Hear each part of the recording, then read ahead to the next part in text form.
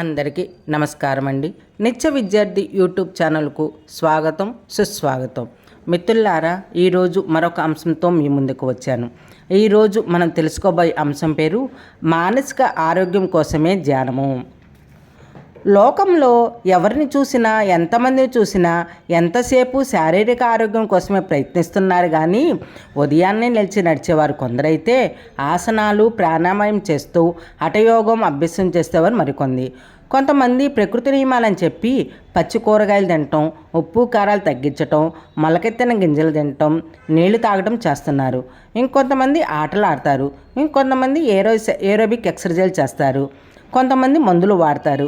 ఇలా ఎంతమందిని చూసినా వాళ్ళు దేహ ఆరోగ్యం కోసము, శారీరక ఫిట్నెస్ కోసమే చూస్తున్నారే తప్ప ఇంకా అంతకన్నా ఆలోచించడం లేదు. కానీ శారీరక ఆరోగ్యం కంటే ముఖ్యమైనది మానసిక ఆరోగ్యం, అంటే మైండ్ ఫిట్నెస్. ఇది శారీరక ఆరోగ్యం కంటే కూడా చాలా ముఖ్యమైనది. ఎందుచేతనంటే శరీరం ఎంత ఆరోగ్యంగా ఉన్నా మానసిక స్థితి బాగోలేకపోతే ప్రయోజనం ఉండదు. కనుక ఆరోగ్యకరమైన మనసు ఉంటేనే శరీరము, ఇంద్రియాలు మంచి పనులు చేస్తాయి. ఎంత చేతనంటే శరీరమైనా చేయించేదే మనసు కాబట్టి మనసును బట్టే శరీరం, ఇంద్రియాలు పనిచేస్తాయి. ఇక్కడ కొన్ని విషయాలు ఆలోచిద్దాం. ఒకతని చెయ్యి కత్తితో ఎదుటివాడిని పొడిచి చంపింది అనుకుందాం. ఆలోచిస్తే ఆ చెయ్యికి ఆ వ్యక్తి మీద ఏమైనా కోపం ఉందా? ఉండదు. ఎందుకంటే కోపం మనసుకుంది. ఆ మనసుకున్న కోపంతో చెయ్యితో చేయి పని చేయించింది. మరి ఇక్కడ మనసు ఆరోగ్యంగా లేకపోవడం వల్ల చెయ్యి సరిగా ఆరోగ్యంగా ఉన్నా కూడా చేయకుండా పని చేసింది. అలాగే నోరు దూషించటం, కాళ్ళు తనటం, చెవులు వినటం, కళ్ళు చూడకొని చూడటం, ఇలాంటివన్నీ మనసు చెప్పిన ప్రకారమే ఇంద్రియాలు చేస్తున్నాయి. ఆలోచిస్తే ఇదంతా మనసు యొక్క స్థితి సరిగా లేకపోవటం వల్లే జరుగుతుంది. మరి శారీరక ఆరోగ్యం మనిషికి అవసరమే, కానీ దానితో పాటు దానికంటే ముఖ్యమైనది మానసిక ఆరోగ్యం కూడా కావాలి.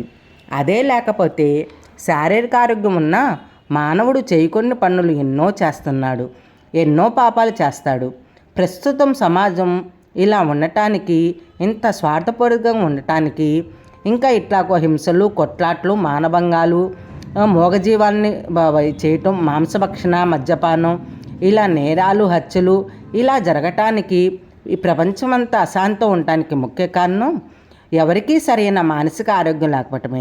మరి ప్రపంచం ఈ స్థితి నుండి బయటపడాలంటే ప్రతి ఒక్కరికి మానసిక ఆరోగ్యం తప్పనిసరి. మేము బాగానే ఉంటున్నామన్నారు, కానీ వారిలోని మానసిక లోపం వారికి తెలియదు. ఇలాంటి పరిస్థితుల్లో ఎవరికైనా సరైన మానసిక స్థితి కలగాలంటే, మానసిక ఆరోగ్యం పొందాలన్నా, అందరూ మైండ్ సెట్ ఫిట్గా ఉండాలన్నా ధ్యానం తప్పనిసరి. మనం ఎంతసేపు తప్పులు చేస్తూ, దేహాన్ని శిక్షిస్తూ, దేహాన్నే బాధిస్తూ మనిషిగా మార్చాలని చూస్తున్నాం కానీ చేయించే మనసును శిక్షించడం లేదు, మనసును మార్చడానికి ప్రయత్నించడం లేదు. కానీ మనసు మారితేనే మనిషి చేసే పనులు కూడా సరిగా ఉంటాయి. చాలామంది తమ ప్రవర్తన, పనికిరాని అలవాట్లు మార్చుకోవాలని 40 రోజులు దీక్షలు తీసుకుంటారు.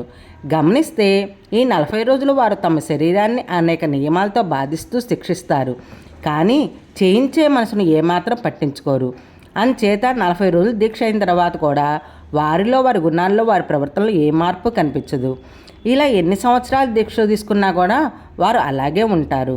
మనసులోని చెడు గుణాలు పోవాలన్నా, మనసు శుద్ధమన్నా, మనసు మార్గాలన్నా ఒకటే మార్గం, అది ధ్యానం. ధ్యానం అంటే శ్వాస మీద ధ్యాస. ఎవరైతే ధ్యానం చేస్తూ ఉంటారో వాళ్ళు మానసిక ఆరోగ్యం పొందుతారు, మంచి పనులు చేస్తూ లోకానికి ఆదర్శవంతులుగా ఉంటారు. ఓకేనండి, మరలా మరొక అంశంతో మీ ముందుకు వస్తుంది. చూస్తూనే ఉండండి నిత్య విద్యార్థి యూట్యూబ్ ఛానల్. థ్యాంక్ యూ మిత్రులారా.